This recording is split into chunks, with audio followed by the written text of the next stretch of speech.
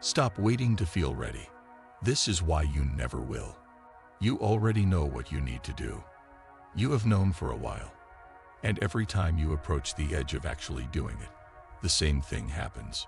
You don't feel ready.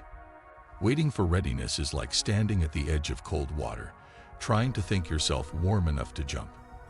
The warmth doesn't come from thinking. It only comes from the water. Here is what nobody tells you about the feeling of not being ready. It isn't wisdom. It isn't a warning. It is a mechanical response to uncertainty. One designed to keep you exactly where you are until you understand what is producing it. And once you do, the waiting loses its power entirely. In the 1990s, psychologist Albert Bandura published decades of research on what he called self-efficacy, the brain's internal estimate of its own capability in a specific situation. His findings were clear and consistent across thousands of studies.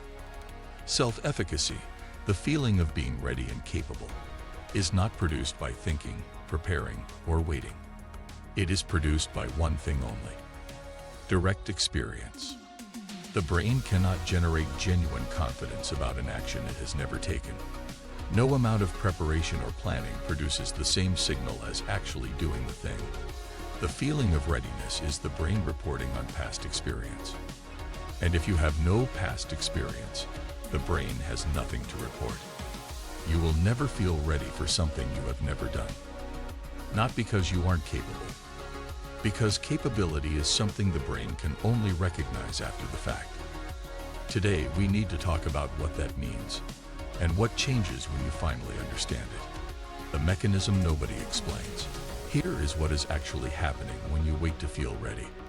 Your brain is running a prediction model. Before committing to any action, it calculates the probability of a positive outcome. And for that calculation, it relies almost entirely on prior experience.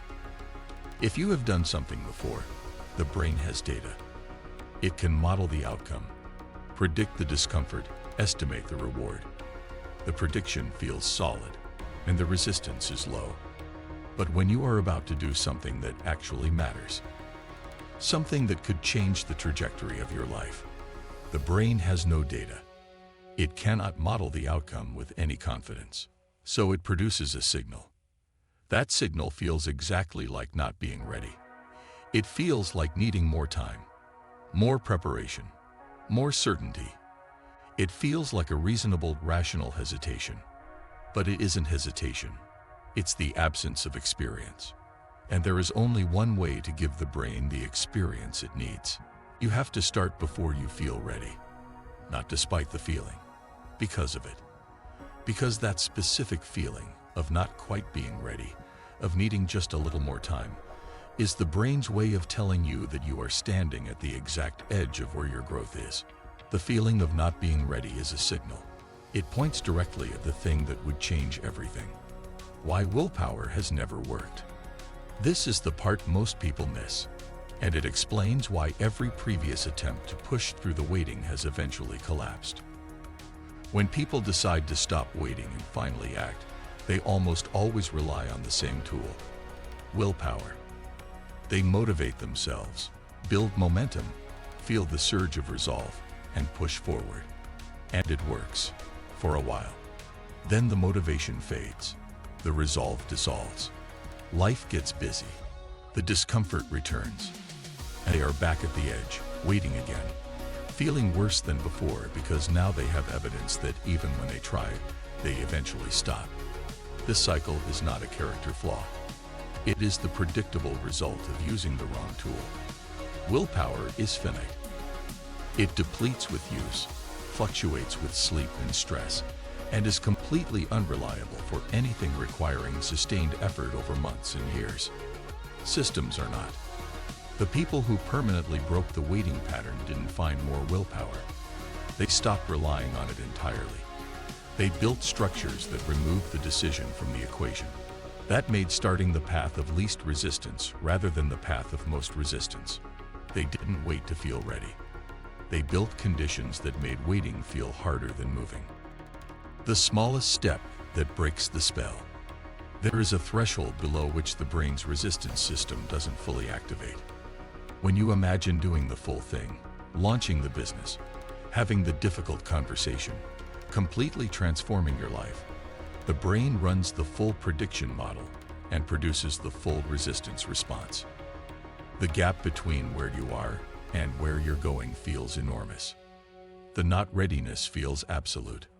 But when you reduce the action to its smallest possible form, something different happens. Not writing the business plan, writing one sentence of it. Not having the conversation, sending one message. Not transforming your life, taking one step that points in the right direction. The brain assesses the small action and finds the risk acceptable. The resistance doesn't fully engage, and you move. Once you start, the brain begins generating data. Real data from real experience. The prediction model updates. The resistance softens. The next step becomes slightly easier, and the step after that easier still. Readiness doesn't arrive before you begin. It builds as you move. One small action compounding quietly into the next, until one day you look back and realize the person who was waiting at the edge is unrecognizable from the person now standing somewhere entirely different. The identity underneath the waiting. There is one more layer that most people never examine. Waiting to feel ready is not just a habit. For many people, it is an identity. The person who is preparing to do the thing. The person who will act when conditions are right. The person who has the potential, the plan, the intention, and is waiting for the moment to arrive. That identity is comfortable. It carries the promise of future action without the risk of present failure. It allows a person to hold the vision of who they could become without having to test whether they actually can. But here is the cost. Every year spent waiting is a year spent becoming more fluent in waiting. The brain that waits becomes better at waiting. The hesitation becomes stronger, more automatic, more default. And the gap between the person waiting and the person they are waiting to become grows wider instead of narrower. Identity is not what you intend to do. It is what you repeatedly do. The person who acts before they feel ready, consistently, across months and years, does not just achieve different outcomes. They become a different person. And that person never waits for readiness again. Not because the feeling disappeared, but because they learned, at a level deeper than intellectual understanding, that the feeling was never the point. The last thing. You already know what you need to do.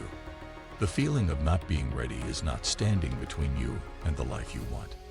It is the signal that you are standing exactly at its edge. The warmth you are waiting for doesn't come from thinking. It only comes from the water. Readiness is not something that happens to you. It is something you make. And you can only make it one way. Start. If this landed somewhere real for you, tell me in the comments. I'm curious what you have been waiting to start. And if you found yourself in this video, that's worth sitting with. Subscribe if you want more thinking like this. There's a lot more coming.